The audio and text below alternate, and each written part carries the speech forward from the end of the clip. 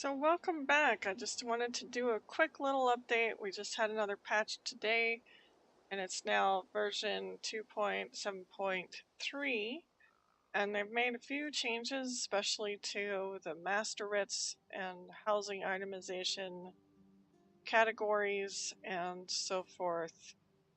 I'm not going to go over the changes to set items or class skills because I feel that there are plenty of other people on the internet who will go over that, and they are much better equipped to go ahead and break the meaning of that down.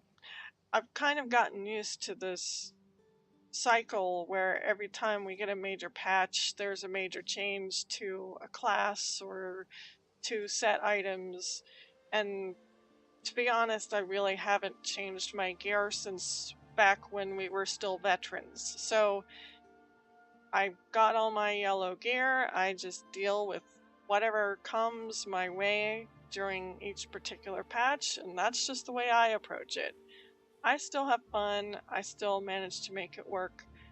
I'm just not a max minner. I'm not the expert of all PvP or anything like that, so please go visit some of the really well-known PvP and PvE build analysts, and they will certainly have videos out shortly before this patch goes live where they probably have updated all of their concepts. So for now, I'm just going to focus on the house. So one of the things that occurred was some changes to the master writ vendor here. None of us is getting any younger. Well, first, as you see, he's changed location in Wayrest, so he's a little bit easier to find. Although he was behind the cart over there, I don't know. This is supposedly more prominent, so this is where he is. So none of us is getting any younger. They've added a few items, so they now have like this blueprint for a cabinet poison maker, an heirloom podium. They still have the tool case. They have a mortar and pestle, an orcish skull, goblet full, an apparatus boiler, an apparatus gem calipers, and then a bottle poison elixir, a case of vials, and this item here, which is brand new. So this new document, which is available for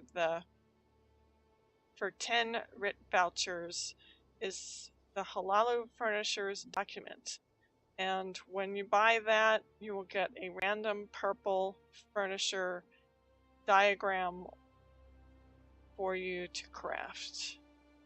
I did purchase one of these. I used a Sigic Ambrosia crafting writ, master crafting writ, to get 10 vouchers.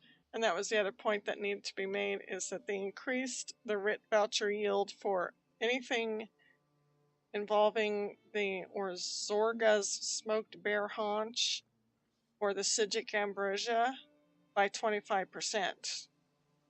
And that means by 25% they mean the Sigic Ambrosia Master Crafting Writ only gave me 10 writ vouchers. Also, they increased the voucher yield for anything that involved the Akaviri style items from the Master Writs by 10%. I don't know what that means because I didn't look at what it cost before or what it gave you before, so again, really pretty expensive stuff. A new pattern for an Orcish Tapestry of Heroes, a Praxis Coffered Gem, a Praxis Orcish Grand Table with Furs, and then this is the other big addition, is the addition of the Robust Target Skeleton, which means that it has a higher health point than the basic target skeleton. I will craft both of these and get back to you with details on what the difference is if you haven't found somebody who's already done that. I will go ahead and do it anyway. I'm also craft all of these. I'm going to go ahead and craft everything in here and see if it's worth doing a master writ for, because according to the forums, it could cost anywhere from 200 to 500,000 gold for the materials to craft any of the master writs. So the question again and always will be, are these items worth that much? So we'll have to see. If there's special effects and lots of glittery things, maybe. But again, the target skeleton is still going to be the hot item. I'm sure these two are the ones that we're going to be looking at, as well as probably the ethereal ambrosia recipe and the dust, as well as probably any of these ebony styles. We'll see.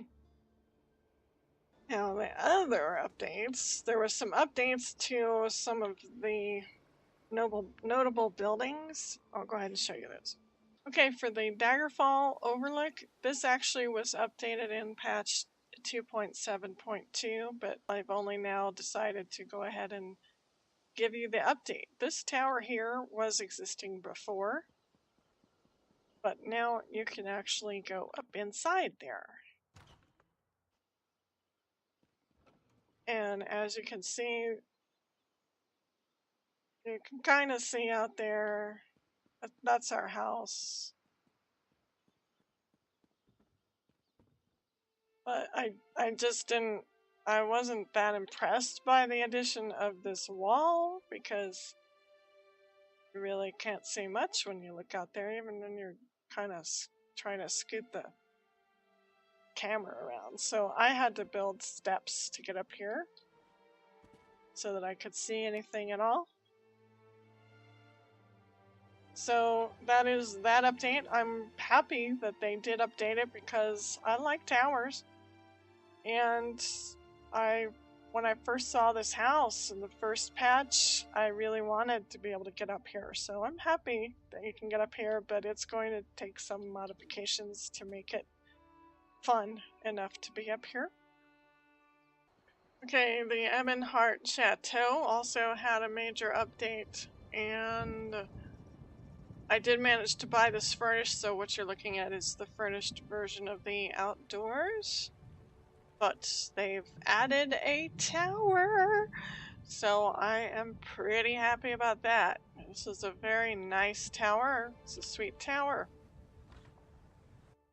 Inside, you have a little room down here that you can decorate, and then you can go up and you can definitely have a look at that volcano. And this is something that we requested in the PTS forums, and they gave it to us. So that's exciting that they listened to our hopes and desires. And there is an invisible wall here, so you can't actually go leaping to your death from the overlook. So that is a very, very, very nice change. And then another major change was made to the housing editor. They've added about, I don't know, 200 items. They've renamed some of the categories, but to me the biggest change was being able to see these gigantic items. So as you can see now, the item zooms out and you can see what it looks like. So very, very nice change. The only problem I had with this is, let's see, where was it? In Hearth. Okay, so these are big items, you know, and this was a nice change to be able to see what the big items are. But when you have something really small, it's so small you can't see it. So I'm going to be requesting that we have a zoom option and maybe a tilt option, because some of these I mean, they're so small that you really can't see what this looks like. And then some are up close, but you might like to tilt it like this. I mean, I'd like to be able to see it up like sideways. So there's still some room for improvement. One of the really cool things that I saw they added was in the library. They've added a literature section, so now you can have some stock books. These books you cannot read, but they are at least there for adding a library in case you just wanted to fill up your space with something. And then they've added things for your desk, like a letter that's already written out, and stacks of paper, scrolls, and these really fun wanted posters. Also, let's see, in the Undercroft, they have added a torture section. So now you've got something to put in your dungeons or whatever kind of game you want to play. Cages. So you can be scary.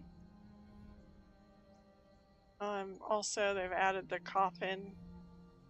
So you don't have to have your vampire achievement just to do this coffin. So there's a few things in here. Now in the notes, they claim that they've added non-set item crafting stations to this crown store, but I have not found them yet. If anybody finds out what category they are, I've looked all through here and I can't find them. This says it's a cooking station, but I bought one and you can't interact with it, so it's just a pot. So I'm not quite sure why it's there and not in the hearth with other pots. So that's kind of that. Okay, so now in the housing editor, they've added another bit of information, and this is population. So in the small starter apartment, the population is 2 people. In the regular size apartment, these are the ones that cost about 11,000 gold. You can have 6 people. Okay, in the small home, you can also have 6 people. So I think there's a problem, and I will be requesting some clarification from the developers as to why the apartments, which cost 11,000 gold, and the small home, which costs 71,000 gold, can only fit 6 people. So they're the same when all the other limits are not the same. So we'll find out more as time goes by. Hopefully there's one more patch before live, but maybe not. Maybe they'll just fix it for live. For a medium house such as Mornholth Keep, you can fit 12 people. For the large homes such as the Hundings Palatial Hall, the population limit is 12 people, which is exactly the same as the medium home that we just saw. I think this is some kind of an error that hopefully will be resolved before we go live. For the notable home in Serenity Falls, the population limit is 24. And also at the Earth Tier Cavern and the Grand Topol Hideaway are also 24 people because they're all classified as notable homes. So that's pretty much it for the updates that they did to the homes in this patch. I'm not sure if they're going to have another patch after this. So I hope you enjoy this. I will go ahead and work on crafting all of those special items that you can only get with the Writ vouchers and see if any of those are worth it before I kind of finalize my opinion about the system. You know my opinion about the houses, so the houses are great. I'm really glad that they're coming. I will probably have another opinion when I find out what the crown value is, but for now I'm really just happy with the houses it's the crafting and the furniture availability, that sort of thing, that I'm more concerned with at this point because of the pricing and some of the other things that I had issues with before. So I'm going to look at that a little bit longer, and then I'll get back to you on my opinions. Thanks. Have a nice day.